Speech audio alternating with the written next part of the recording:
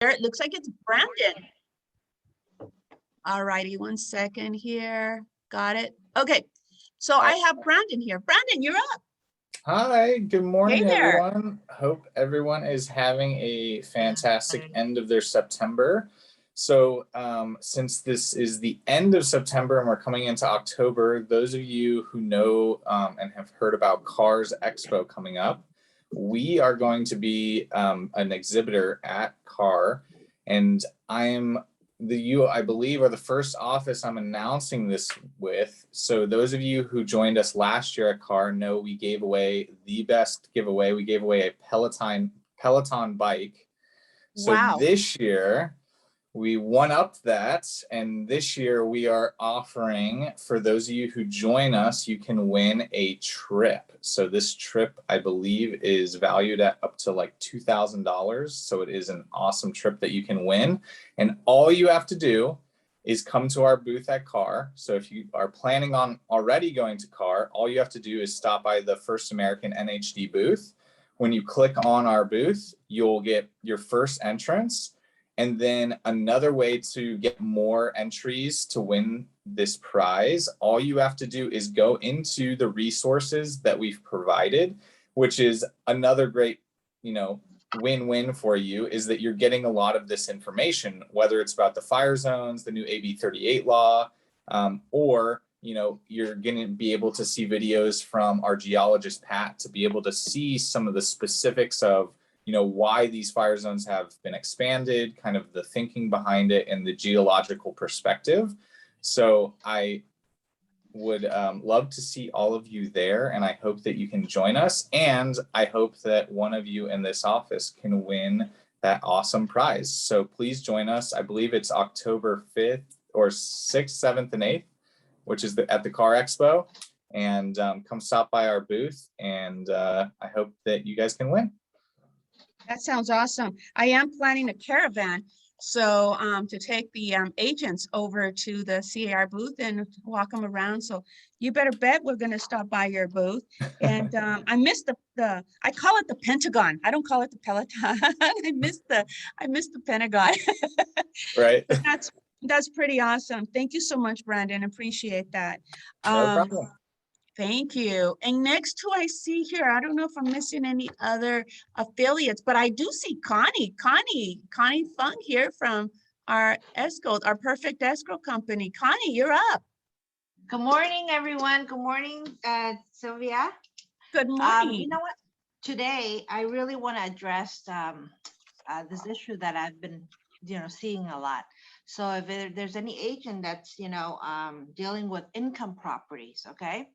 So if let's say you have a few units, or even you just have one single home family, there's a tenant in there, and the current owner haven't been receiving rent or not regularly, or they only paid like first of the half of the month, and then the other half is like the end of the month. Well, I have one that just recently closed, and all these stuff needs to be addressed right up front. Okay, so this is something that you need to talk to the seller. How's the rent? How have you been receiving rent? Is everything normal? There are situations I've closed in the past where this particular unit's always giving the seller a problem, and they disclose all this. Okay, and everyone is aware that this particular unit will not be prorated. We're not going to prorate any rent, okay, for that particular unit. And then everyone is fine. Everyone's closed escrow. But I had one that closed already, and the seller called me and said, "Well, why is the rent prorated until the end of the month where I haven't received a payment yet? The tenant's been giving it to me like towards the end of the month, during COVID." And I've talked to the listing agent many times before I closed this, and he assured me that he already talked to the seller, and then obviously he didn't. Okay, there's nothing that we can do, because why? Before we close escrow, we needed the rent statement to be filled out by the seller. We need the tenant estoppel to be, filled out by the tenant as well, because those number needs to match. And it clearly states that rents are due on the first of every month. And that's how escrow is going to prorate those rents. So, make sure, be upfront with everyone, we don't want to close and then someone's unhappy. And a lot of time it happens that way. It's very unfortunate. Yeah. Okay. So any question, give me a call. I'm always here to answer texts, calls, email. So feel free to reach out to me. Have a nice Yes, you Wednesday. are. You're very pleasant. You have great communication skills and always have a superb smile. Thank you, Connie. You're Appreciate that. welcome. Yay. And that reminds me next of the other great smile here. That's Mr. Mark Wu. Mark, you're up. Good morning. Mark Wu here with Allstate Insurance for your property insurance needs. 33 years servicing our community with the same company and the same level of high quality rapid service.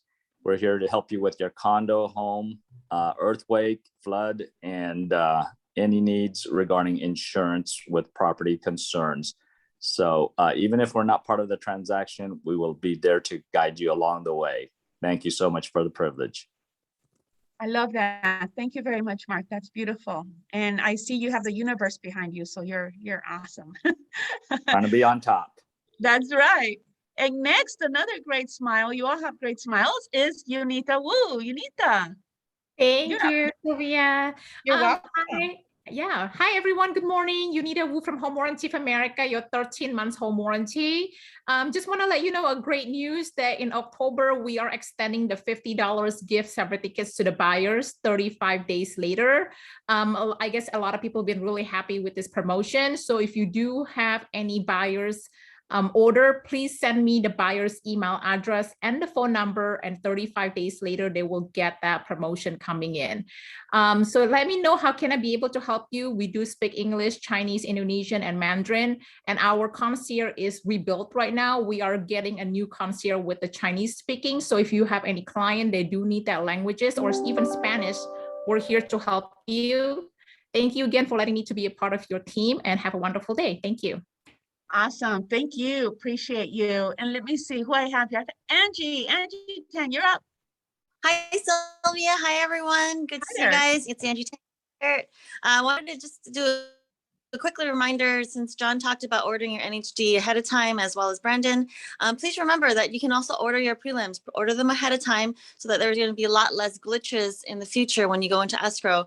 And you can order your CC&Rs and your plotted easements just to make sure that you're not going to be missing those items later on, because more than likely the buyer may ask for them and you'll have them ready.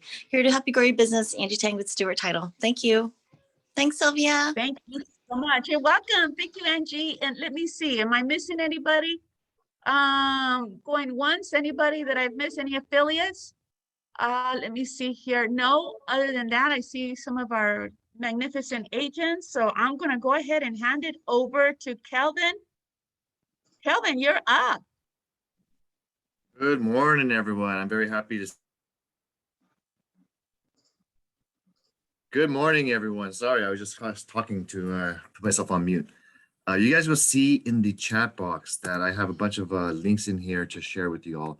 So I want to just put that in front of you because I'm going to be talking about some of this during the sales meeting. Thank you all for being here. I got some all the affiliates for sharing your news and knowledge, and there's a lot going on in real estate that I think we should, in our industry, that we should be aware of. So I'd be happy to talk about what's going on, market update, and a little bit of things to watch out for. I think it's important. So let's get started with the slides. And affiliates, thank you for being here. I'll see you, Brandon, at the Expo. Brandon, are you happen to know if your booth is that? It's not a live booth. You're doing it's all virtual, isn't it? Are you still here, Brandon? Yes, it's virtual. Can you hear me? Yeah, I can hear you. It's a virtual booth, correct? Correct. Okay. Yeah, so they're doing the Expo this year in virtually for protection of everyone's safety, and a bunch of, normally we have 100, 1,000 realtors just shuffling through the Expo. So that's definitely a hot zone. So I'm happy to hear. We'll see you there. And I sent the link for the registration for you guys. It's free to attend. You can be in your pajamas at home and watch all these great speakers. So I'll talk about that and see the slides right now. We're going to start getting into it.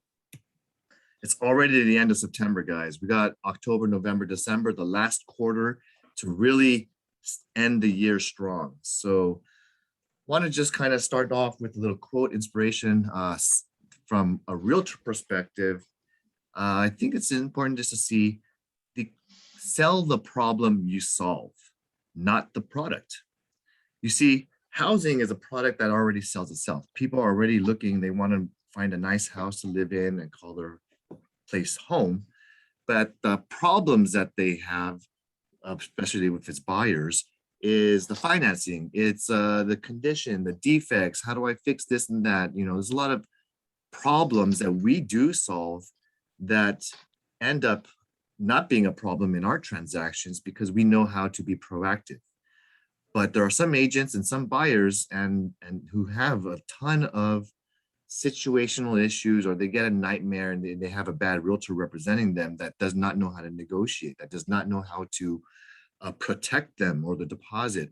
And then they get a nightmare horror story of losing their deposit or losing their dream home. For sellers, you know, a lot of the problems that they have is you know, oh, they're asking for repair requests. Oh, sellers are having issues obtaining an offer that's to their liking. They might have problems of their escrows falling apart. And so we as realtors, we're problem solvers. That's what's going to make you stand apart when you can demonstrate, whether it's by social media, whether it's by you talking about your services and your business with your clients. But the fact that you can solve problems will attract clients naturally. So make sure you know and share all the good things you do for your clients, because for the most part, you guys are great. Okay. And when you don't know an answer, just come to Sylvia, myself, Mark. We're all here for you, Amy as well. So keep your social distancing. We're still back open. We're practicing, and knock on wood, we've been so lucky in our offices that we've never had any outbreaks. So I'm just happy and thankful to have respectful realtors like yourselves part of our office and our environment. But I still have a prevention plan uploaded, so just take a look and understand. And until this total COVID spread stops, let's all just keep our guard up. Now, when we talk about the upcoming sessions, this is for affiliates and realtors. Just mark your calendars for next week. I have my keys to success. That's also the beginning of CAR conference meetings. So I totally get it. If you want to attend the CAR sessions, do not worry. I'll have my session recorded on YouTube, so they can always watch both if you're interested. And then every 2 weeks, we're still doing our sales meetings. So I still see a couple of you guys coming in on the wrong Wednesday. So mark your calendars. Today is 9/29. We got 10/13 and October 27th, right before Halloween. Links to register are below. Thank you to Nancy Chan, who's bringing from Lawyer's Title, who's coming with the class on Thursday, September 30th. That's tomorrow. And 1:30, we're going to be talking about the basics of liens and judgments, how to interpret that title report, and really just get ahead of these issues before you accept an offer or promise that you can deliver clear title to a buyer. You got to make sure you have a lot of these issues cleared off, check the boxes, and make sure you know, trust documents and you know, everything that the titles needs to deliver issue clear title is addressed. So watch and learn here at the company. And there is a Zoom meeting. It's virtually held with this link below.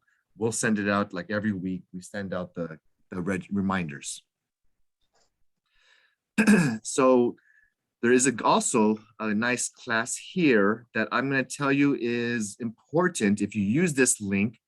This is a class on the new purchase RPA. And I'm very, very happy to share. This is a free class that's already recorded on YouTube. You do not need to pay for the CAR expos.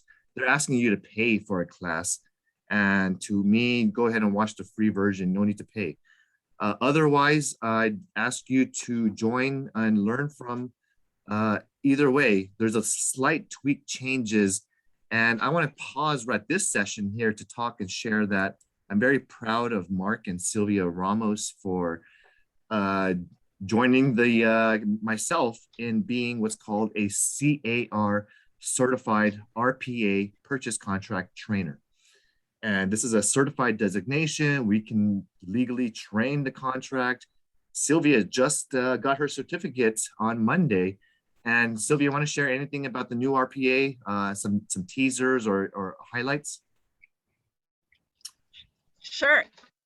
I would love to. Thank you very much, Kelvin. As a realtor, first of all, I just want to share to all my colleagues, all realtors out there, not even as a manager. We as realtors, we need to put skin in our game. We need to invest in our business. There's only so much that even as a realtor myself throughout my years that I can expect from a manager and I can expect from a broker. This class that I took was so intense. It was intense. A lot of the dialogue in there was pretty informational. So it's going from a 10-page to a 16-page. It's going to look so different. It's going to look like it has a grid. I believe that this RPA is going to shape us as professionals to be better at our jobs, because it's tying in a lot of disclosures that I personally have never heard before. But Kelvin, as my broker, knows that ever since I come to this office, I have transactions that has introduced me to disclosures that I never even knew existed. There's just so much out there that you can surf and preview, but not until you have to implement it. It's not going to work. It's, quantity over practice. We're going to need to practice and practice and practice this. So I encourage all you realtors out there, take as much knowledge in these classes that you possibly can. For example, I have Helen back here. Helen's always taking classes and she never has any questions. And before I introduce something to her, she already knows it. So, she's ahead of the game there. But what I like to share about this form is that besides it being 6, it has a lot of areas that it's no longer defaulted. There's areas that do not have default language. For example, the initial deposit. Before it gave an example of a check, I think it was a money order or wire, etc. Now that's going to be blank. Spaces for terms and conditions are going to be blank, and we as agents are going to be held accountable to fill them in to best represent our clients. So for example, we have Zelle now. So a lot of the going back and forth chatter on that is there's a lot of wire, it could be Zelle, it could be Venmo, whatever is out there. So now it's going to be explicit to where the agent is going to have to write it down and be specific about how that initial deposit is going to come in. And the form, I have shared it. I have a copy here. I have highlighted. I know Kelvin has as well. But until we implement this, it's just not going to work out. A lot of areas are going to go into a TOA, which is a text overflow addendum, automatically. And the text addendum overflow, the text overflow addendum, it's not a standing alone form. So any of you agents that are looking for that form as a standalone form, it's not. It actually it prompts it to go into that when you have a lot of text language in a certain area. There's a lot going on with a lot of the unilateral right to cancel. The language in a lot of this, the study groups for the forms are going back and forth with all this, but it's going live on December 1st. One of the other changes is that if there's no longer going to be a manufacturer RPA, manufacturer home app RPA, there's no longer going to be a prorate RPA. There's going to be an addendum that is going to be attached to the actual California residential RPA. So, I can go on and on and on, but I don't want to take up everyone's time here. I've got notes. Yeah. I want you to teach the next class. Yeah. I want you to teach the realtors and put it together in, just put together your PowerPoints. And I know they're going to share with you some of these bullet points and things that you're going to be sharing. That I like the tease because as you can tell, the significant changes on how we're doing our RPAs. And If you want to tease as well, there's an attorney teaching it. So I already have the link to it. I'll go back to my slides real quick, and you can download this or always get into this at the Dynasty Agent Resources Google Drive, and you can always get into this area in which has this is the link. So if you want to download the slides or you want to watch the attorney speak about the new purchase contract, it's right here. So this is what it looks like. I'm not going to go spend a lot of time on it, but you're going to see big changes like this.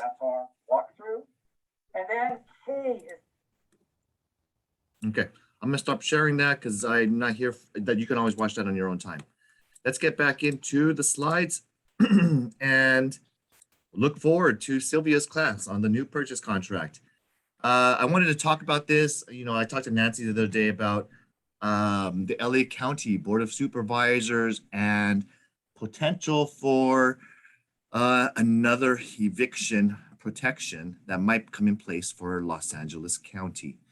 And so I'm thankful she shares the news and spreads to me and anything that's going on in terms of what's going on in our industry. And so I just wanted to let you know, this is not anything concrete yet. It's going to be on the upcoming Tuesday Board of Supervisors meeting. And I believe there's quite a few commercial landlords, apartment building owners, anyone who has 5+ units are considered commercial. They're starting to take action, evictions against the tenants whom are behind in their rent.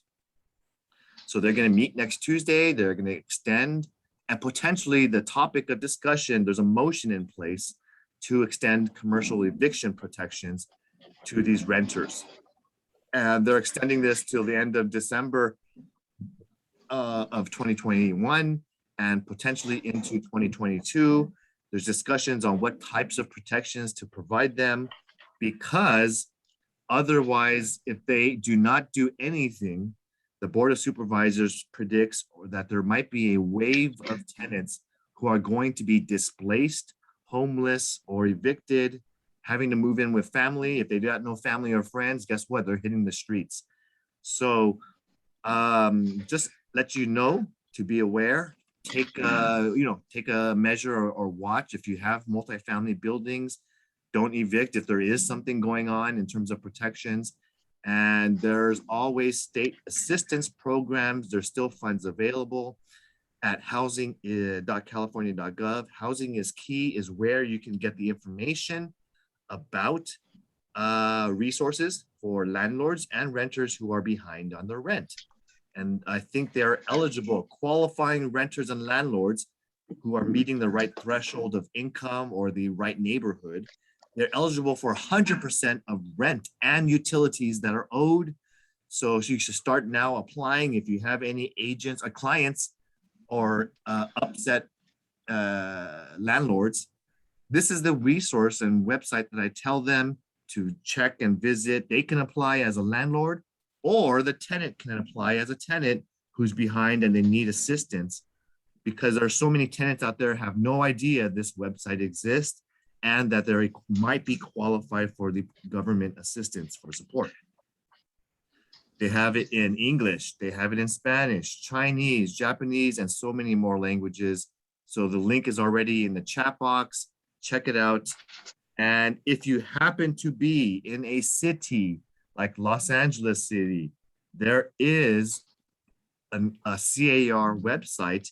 When you type in rent control into the search box, you will find a list of all the cities that have an ordinance that's in place specific to their own city protections for renters. So take a look. Los Angeles has strong protections. There's places like Glendale. We know Pasadena has some sections, and there's also other areas all over the place. So before you do a eviction or take action, or before you put a property into a lease, make sure you have your clients and landlords and tenants understand and read all the ordinances that are in place, because these ordinances are not inside the lease agreement. Okay, you got to add some things in here or point things out or make sure both sides sign off that there are specific course of actions in the event of at fault or no fault evictions. Okay. Any questions before I jump on to the next section? All right, now there is a market update from CAR. It was posted on September 16th, 2 weeks ago. And this article right here addresses the kind of what's going on from July to August. And so if you have a, if you're curious like me, who I like to, because I like economics, I do like to read up on what's going on month-to-month activity. So this article kind of just shares that sales are relatively down from July to August. The median home price did go up. In terms of volume, it went down. And statewide, obviously in Los Angeles County, we're in a hot marketplace and certain areas are slower than others. But just some of the key points that I wanted to share with you at this level, I'm going to ignore Southern California, but Southern California is down minus 4.1% at the level of sales for the region. And what else did we find out here? The median prices did grow. So there is still a rise in value. New active listings have dipped from a year ago. And for 4 straight months, from March through June, there's been a dip in new active listings. Yes, it's seasonal. Yes, October starts to start the beginning of the slow season. And 2/3 of all counties in California, they did experience a drop in active listings from last August. So that is a showing that there is still a inventory crisis in California. And the supply and demand continues to heat up the market, meaning there still is strong demand. There's still lots of buyers out there. And more than half the homes did sell above their asking price. So over 50%, they're selling it over. So we can see here in Los Angeles, I did read a statistic that in Los Angeles, I believe it was saying right here that the sales price to list price ratio,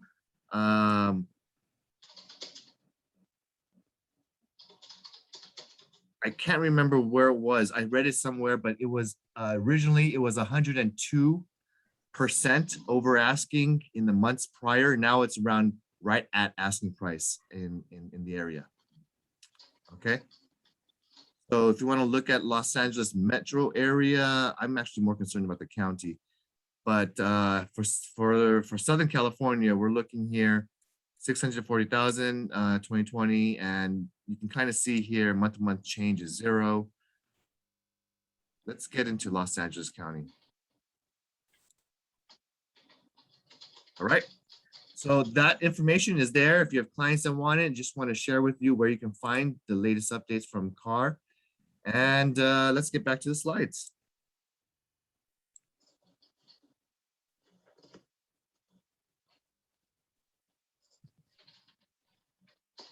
These are a lineup of speakers at Imagine, ReImagine Expo. They're doing it virtually next week that Brandon was talking about. So I want you to absolutely mark your calendars for October 5th to 7th. Feel free to register and try to come at least 1, 2, or 3 of those days. And I wanted to also spend some time to share with you how to navigate that website to see which events you want to attend. So it is the best event of the year. You should be able to register, sit at home and take notes and really just learn from these industry experts. So when you go ahead and register for the sessions, you use your CAR ID and login, and you register now. So the speakers, first of all, let's look at the speakers. Who do we got? And you have different, I think they're going by alphabetical order. And you can see here, there's some really strong guys. These are either providers of services or technology. Obviously, Joel Singer is the CEO of CAR, and I believe this is his last year with us. And I believe he's retiring, and we're going to have a new CEO. Jordan Levine, I love all of his content. He's the chief economist over there at CAR. And you have all these great speakers. So just wanted to make sure you can take a look and read a little bit about them and who they are. And if you want to know what schedules, then you just navigate right here to the schedule of events. On the first day of Tuesday, October 5th, go ahead and take a look. Beginning at 9 a.m., they're having a conference welcome introduction, and you can start going through marketing classes. You can start taking a top producer playbook and learn from what does their day look like and what was their sessions and how do they kind of have a path for their success. And the commissioner from DRE will be speaking on what they want you to know, videos that you should create if you're into that stuff. So as you can see, this lineup is a whole day of content to really just hopefully just spend some time, have it on play, and just be on your day. And that's going to end at 5:30. You actually don't need to participate in the bingo session, but go ahead and just know that there's 3 days of different content for you to check out. So day 2, they do have some Instagram reels and stories and teaching you how to get in front of your clients and kind of be fun person, how to share things and kind of just not necessarily sell, but just be in front of them. Joel Singer was speaking about his 43 years in the industry. I think that'll be informative to learn about one of the brightest, brilliant car CEOs we've ever had. And anyway, just kind of showing you how to learn and what kind of content and speakers there will be. And sign up for the prizes because there's free prizes. As you can tell, this is where you're going to be able to go play some bingo or learn about the prizes, and you enter your information by the deadline. And you kind of join the Expo floor for all of the exhibitors who are joining and sponsoring the event. So make sure you check out what there's got going on. So you can see here that there's technology, there's education, sponsors, financial products, association stuff. So these are the booths and things available. And once you register, you'll be able to join their sessions as well. Any questions on the Expo? No, I just like to make a statement. There goes my caravan. Yeah, they're doing it virtually this year.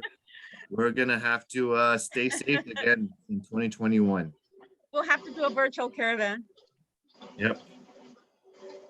FYI, I am a CAR director in 2021. So I'm actually gonna be live. So for the directors, I'm gonna be in Anaheim next week, taking a part of different sessions. So you won't see me in the office next week. I'll be attending some of these director committee, higher level stuff we're talking about legislation and different things going on that back end. So sorry guys, I won't be in place, but I'll give you guys my updates and content that I'm learning from as I come back. So I should be gone on Wednesday to Friday for a short period of time, and I am accessible by text, but I might be busy at the business meetings and participating in those sessions. Okay. That's exciting. Bring us back so much knowledge, Calvin. I will. I will. And thank you for representing as a director. I appreciate that. It's all volunteer work, but it's important. Yes, it for our is. industry. Real estate has given a lot to a lot of us. It's been our bread and butter, our way to generate revenue and income for our families. So I just want to give back to real estate myself. Perfect. Thank you. Now, getting into the next sessions, which is regarding our new listings. We do have, this is Rent Spree. This is what we use for our leases and applications to do background checks. If you want to check out our social media pages, you can see our content is fresh. We're posting your listings over there and doing a lot of great marketing.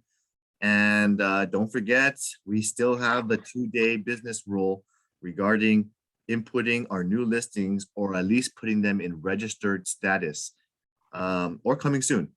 So just make sure you understand the rules. If you don't know, give us a call, or manager will be able to help guide you through to make sure you're in compliance, so you don't receive a violation that costs you $100-200 for just inputting it 1 day late.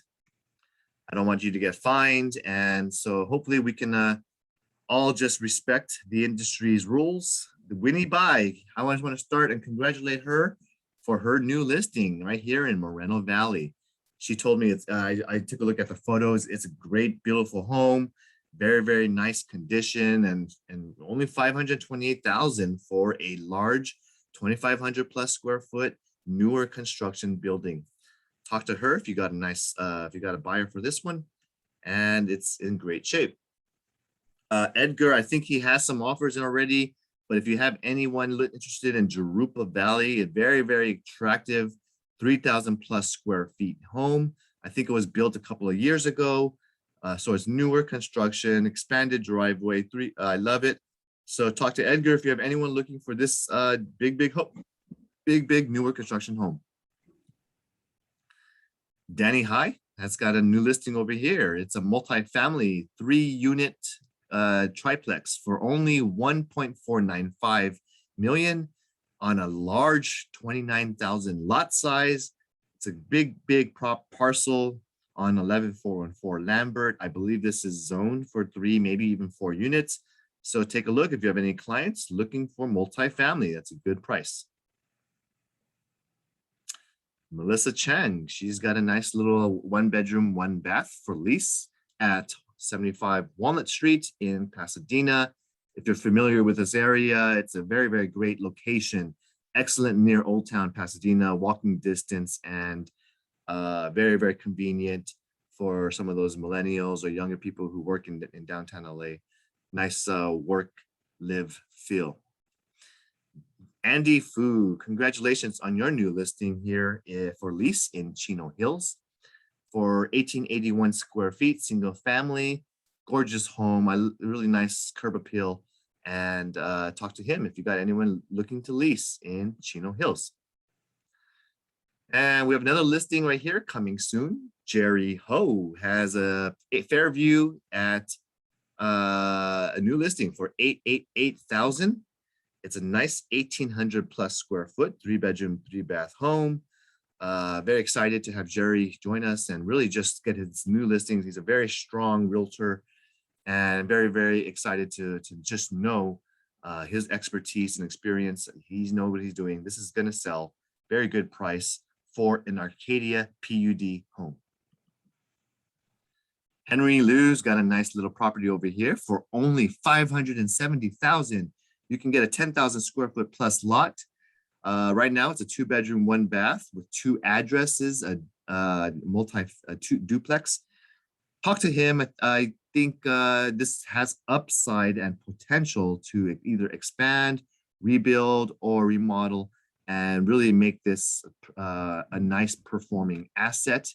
Because hey, where can you get a nice big parcel like this for land for $570,000 in San Gabriel Valley? Talk to Henry if you got anyone for this one. And he's got a new listing over here in Eastvale for only $710,000. You got Bramble Street. It's a nice condo PUD home. This is a gorgeous, it's really, really nice newer construction, tiled roof, 2,600 plus square feet, 4 bedrooms, 2.5 bath in the condo HOA area. He's also got another one for lease. This is $3,000 a month for almost 1,300 square feet. This is 239 Gunsmoke Drive, Diamond Bar. And it's interesting street name, Gunsmoke, because I can tell you Henry Liu's on fire. He's got a lot of content, a lot of listings. Always build a good relations with him so you can know the latest updates and talk to him if you don't have any clients for any of his stuff. He's got another lease over here for $2,000 per month, 515 Fairview Avenue, number 9, Arcadia. And this is a 2-bedroom, 1.5 bath. So talk to him. If you have anyone looking to lease in Arcadia. Congratulations. I love celebrating our closers. And Julia just closed right here at 10539 Pendleton Street in Riverside. 4-bedroom, 2-bath. This was her listing. It's very, very smooth escrow and very excited to get her this one closed.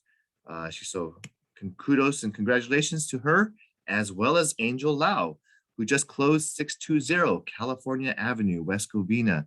Sold over asking, just like a lot of our inventory, and it's 738,000. Nice, lovely remodeled home, good yard size, single family house. Very excited to see Callista close this property at 11614 Groveland Avenue in Whittier. Beautiful home, 777,000, and she was excited. Her clients are so happy. I love what she does on Instagram. And you can see her with her clients and taking pictures and celebrating the moment with a nice big key and the whole, just the meaning and purpose of delivering that key to the clients. They captured that and made it special. So I love Callista, what she's doing. And she's got another closing as well this week. So very excited for her success.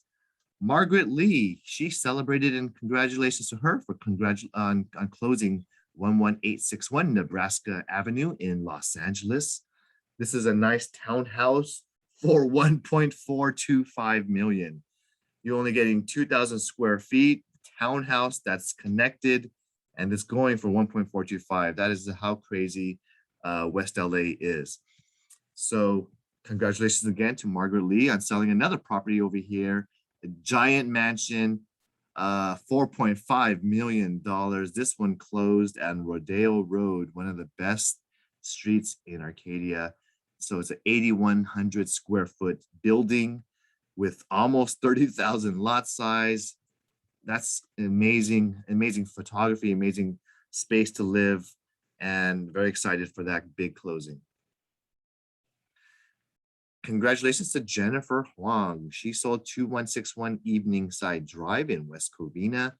This is a 764 square foot small little property as sold for 433. This might be incorrect. I think this looks larger than that. So, but I think the address might be correct. And anyone want to pitch anything else? Any coming soons or new listings you want to share? Did I miss anything from you guys?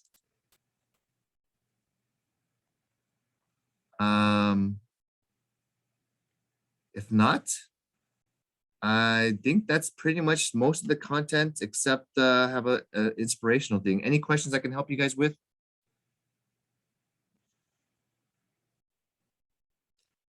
Well, Kelvin, can Yep. I share something with you? Okay, so I have a question for you. During the class that I took for forms, I learned that if you have a transaction that is being canceled after all contingencies are removed and a transaction is canceled by the seller, that the seller, if the seller sells a home under 6 months over asking price, they are required to return the full deposit back to the previous buyer. I don't know if that is true. I would say it depends, first of all. Okay. Now it depends on what was deducted or charged, or how the resolution on the initial deposit was treated. So for example, let's just say the buyer put in 3% down. The seller canceled them out after they removed all contingencies. The seller would first have to give them a notice to perform / a demand to close escrow for the performance or lack of breach of contract, and then they unilaterally cancel the contract. I don't know how the agreement on the treatment of the deposits, how that resolved. So that's my unknown that you can maybe fill in the blank. I don't know if the seller and the buyer agreed to release 3% to the seller, or they met in the middle, or the seller just charge them like a flat $1,000. I really don't know how that treatment was. So can you tell me how your hypothetical situation where what happened? There was no hypothetical question online for that, but it was a basic general question that if a deposit is a transaction is canceled and the deposit is 3%, well, regardless, this one was 3%, and the seller sells under 6 months at a higher price, that no judge would agree for the seller to be keeping the deposit from a canceled transaction. So to tell you from experience, I can tell you there's too many variables that are going on that the judge would consider. So in that 6-month period, of course, the seller wants to sell the property and they had a goal of that, and the buyer canceled and failed. In this situation, you're looking at a situation where I need to know what the treatment of the deposit, how that was resolved. Now, assuming your seller says, I want my full 3%, you wasted 40 days of my time, and I want 3%. Assuming the buyer signed off and mutually agreed to that, I would say, no, there's no return of deposit. There was a mutual agreement. Now, if there was an arbitration meeting and they disputed this and there's a dispute on the treatment of the deposit, and the mediator / arbitrator, whomever judged and ruled that the 3% is honored to the seller as liquidated damages, that's final. Arbitration is final. There's no appeal process. So I believe they would still be entitled to that.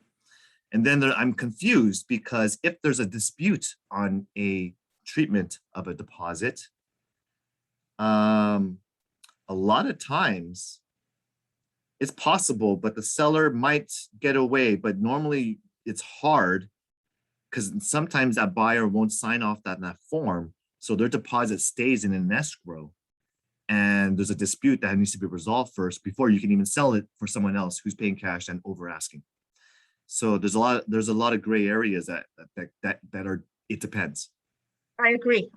Thank you for that. I know it was a blanket question, but it was presented as a blanket explanation. So yeah, I wasn't too sure, but I like the way you word treatment of the deposit and how it was outlined. I think at the end of the day, we're going to need to be sharper in how we put our language together in situations like this. Absolutely.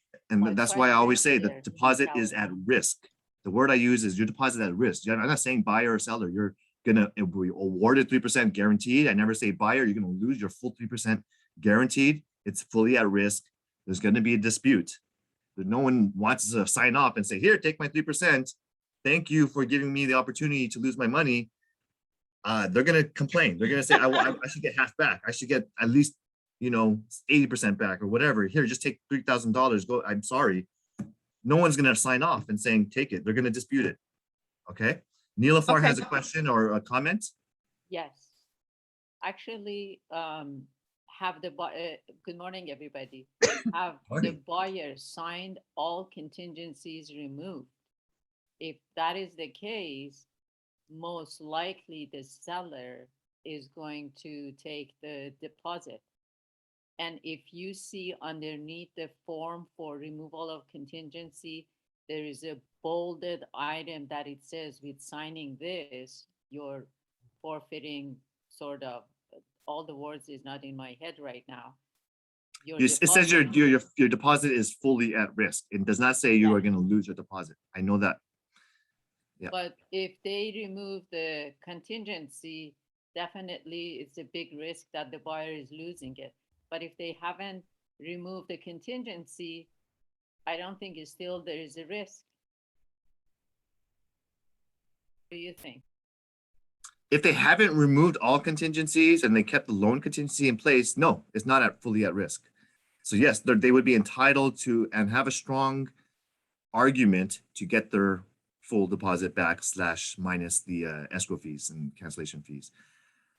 Now, if they did release the full contingencies, and I can pull up the form real quick so we can be on the same page. So hold on a second, and I'll just pull up a quick contingency removal form.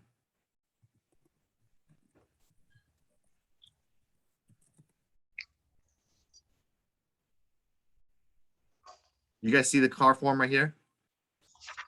Yes. Yes. Okay. Buyer hereby removes any and all. If they check this box, once all contingencies removed, whether or not buyer satisfied himself regarding the contingencies, whether he satisfied himself regarding getting that financing, buyer may not be entitled to a return of buyer's deposit if buyer does not close escrow. This could But happen. it says may. It says may, so it May doesn't say that not. it will. Right, This does not say will not be entitled. It may Right. not. This could happen even if, for example, buyer does not approve of some aspect of the property or lender does not give the buyer the financing. So I can tell you, see, it doesn't say anything about it will lose or guaranteed to lose full 100% of it, because there are variables that could happen in between. For example, let's say I removed all contingencies on my purchase, and then next week, 5 days prior to closing, the property is vandalized and destroyed. Okay, I should be entitled to my cancellation because the seller's not able to deliver the property to me in the same condition that it was. So that's one example of where I would be entitled to my deposit, even though I removed all my contingencies. Okay, the house burned down or something, right? And I can give you examples of where the buyer would also be entitled. For example, let's say there's a discovery of some issue in which the HOA suddenly gets a litigation and they give a notice to all the homeowners of the area on, the closing hour, there is a new litigation and the HOA is being charged for $2 million because someone tripped and fell on the HOA sidewalk. With that new information for a buyer's review, this could potentially jeopardize the loan and or jeopardize my willingness or wanting to join that HOA myself. Got it? Got it. Actually, once I asked an real estate lawyer about this when even the buyer removes all contingencies. And he said that, as you're saying, not necessarily that the buyer loses the deposit. And if the seller insists, the seller can take him to a small court for the initial deposit. So still the buyer might not lose the deposit. That was about a couple of years ago. I don't think small claims is the first route they're going to go. So in California, I think small claims limits, first of all, for Los Angeles is, let me look it up real quick. He said the last thing that the seller does to get that deposit is going to the small claim court. But as you're saying, there is arbitration too, prior to anything. So what you're speaking towards is a dispute on the treatment of deposit. And first, and again, I'm gonna have to tell you is it depends. It depends if the mediation arbitration initials on the RPA were initialed and checked off by both sides. Because if there's a dispute, they're initialing to, instead of going and suing each other in small claims, they're supposed to try to do dispute resolution steps first. So that's a violation if not a violation, but it's a step that the seller took that's could be considered a breach of contract. They didn't go through the initial route of mediation arbitration first. Then they go to small claims if they don't get to a mutual understanding. So in assuming that they did not initial, then they just took them into small claims, I still don't think that's going to be first of all, there's a limit to what small claims you can pursue. So they would have to provide the expenses incurred, the seller's PITI, which is the payment, interest, tax, and insurance, and prove maybe some suffering and opportunity costs and this and this and that to be awarded the full 3% slash the limits of that small claims arena, which I think is 15,000. Okay, but normally it never gets that far. Normally you're just going to go through the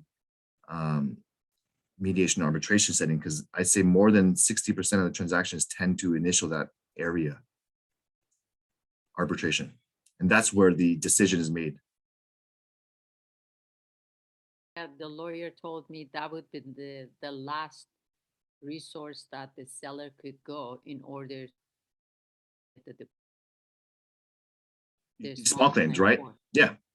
That would be the last resource, meaning, let's say they see, the problem is if you go to arbitration, then you've already met and come to a resolution that's final. Then it wouldn't go there.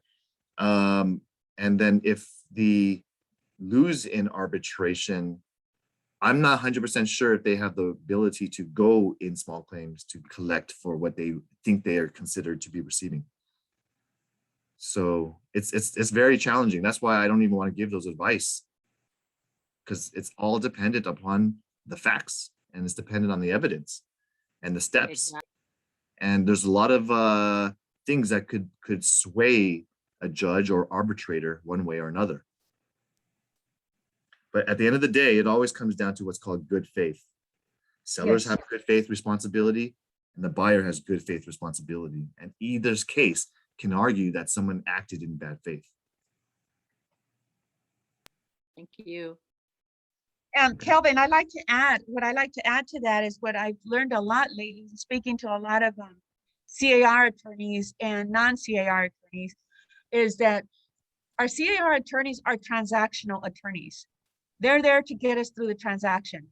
So anything beyond the transaction after close of escrow is really subject to a lot of, misinterpretation. The law is the law.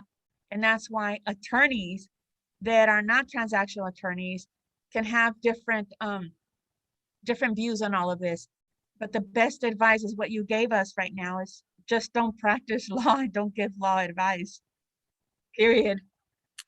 All right, I do have one more question from Melissa. What if the buyer lost their job the day before their loan funding, and the buyer's lender called for verification of employment and said, we just fired him? I'm going to tell you, no. A loss of a buyer's employment is not a valid reason to receive a full deposit back. Yes, I've had that experience personally, and I can share that. The deposit was not returned, period. And it was on the same day of close of escrow. They lost their job. But can they get the full deposit back? Absolutely. That's why you have a great realtor who may know how to negotiate or how to build and pull out the sympathy card. We just lost our job. We're losing our family. Please just give us the deposit back. And you can beg and beg and beg. And maybe also you have a good relationship with the other agent and you've done everything cordially. That's why I'm saying be professional. You never know what's going to happen on the 24th or 23rd hour. And that's why hopefully maybe in some instances, maybe you can negotiate a loss of $1,000 and boom, you get your full deposit back or something, because you can still save the day and be a hero, even if you're losing the transaction. Absolutely. Great point. And I think it's reasonable. If I'm a seller and they really, really did lose their job and they acted in full good faith to me, I might consider giving them the deposit back or some of it or most of it, and then just take the time that I lost. I wouldn't penalize them for more than my time. It's possible. Okay. It really depends if they acted in good faith to me. Okay. So Kevin, I have a question. So that means everything negotiable, even the deposit, right? yes, but the seller could be a very stubborn or greedy person, and they say, I don't care you lost your job. That's not my problem. My problem is you didn't perform. My problem is I got to sell this property again. I got to waste another 30 days. I need to recover for the next 2 months. I got to market the property and pay for my staging expense. And I got to pay for this. And I got my own PITI. And I'm losing out on my purchase of another property. They can create all these different opportunities and suffering and emotional stress. And if they are that type, they might want the full deposit. So very stubborn seller. How about if remove contingency everything, so it's done by buyer side. If the seller has the problem to continue these transactions, how about the deposit? Then the deposit will give back to the buyer, and they will pay back the buyer some loss, right? Typically, the seller's inability to close are one of several things. One, they don't know where they're going to move. Number two, they were trying to buy another property and things didn't go through, and they're not signing the grant deed or whatnot because they're basically having seller's remorse. And so what do you say, what could happen? You get to negotiate. Okay. So there's a couple of things. Either A, buyer can cancel, get their full deposit back, absolutely, because seller is not able to deliver clear title or not unwilling to sign the grant deed.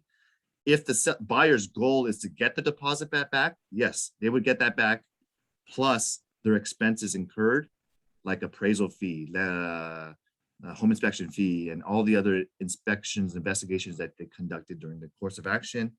Plus, maybe you can negotiate an extra X $1,000 for whatever duress or stress that you've lost in your opportunity cost as a buyer. Now, the second question becomes, if the buyer's goal is they really want the property, then they can get it. If they performed and they've done everything that they did, and they're ready to go, and the seller just unwilling, changed their mind and did not sign that grant deed, the buyer would have to get an attorney and they would have to sue for specific performance. And that's what the exact language is the attorney is going to do for the seller's breach of contract and specific performance, and they will win in court. It's not going to get it at that moment, though. You're going to have to force the seller or the judge, a judicial award to the buyer to complete the sale. Okay. Okay, good. Thank you. Yep, no problem. Any other questions? Well, if not, you have an amazing week next week joining the CAR Expo ReImagine. A lot of great speakers and content. I'll still do my Tuesday session because I think I don't have a class at that time. So I'll try my best. There might be a 15% chance that I cancel next Tuesday, depending on if I have some other duties I need to go to. So I'm just please let you know in advance that I might cancel Tuesday because of CAR. Other than that, But you should just call it now. You should just call it now and cancel it. I think we'll be okay. You're Okay. putting on a lot of responsibility onto yourself. I think we can be okay without a meeting. okay, then Okay. yeah, I think it'll be best if you guys are okay, and I'll make it up to you because I already have planning and building in October, late October. I'll have a commercial class. So if you're interested in learning some commercial, I'm going to speak towards really understanding the background of commercial real estate, whether you're leasing, warehouse, office, multifamily, retail.